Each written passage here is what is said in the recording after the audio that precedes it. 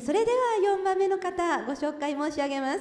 北川治さん、そしてお相手は新木久美先生です。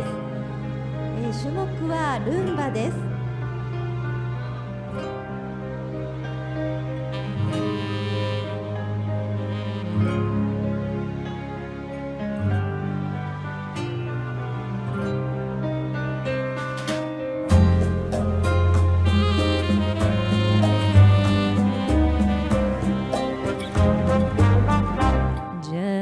Estamos mirando corazón, en alma sana tengo soledad.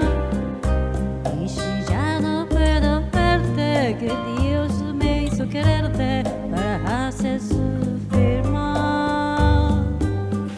Siempre fuiste la razón de mi existir.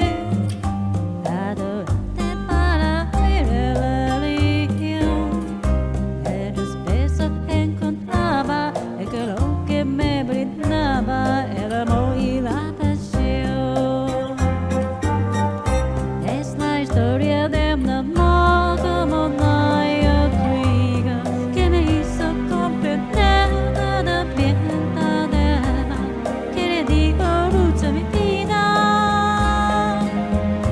apagándola después. Ay, qué vida tan oscura.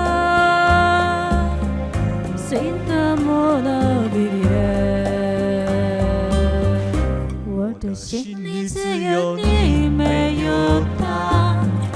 你要相信我的情，你并不假。只有你才是我方向，只有你才叫我牵挂。我的心里没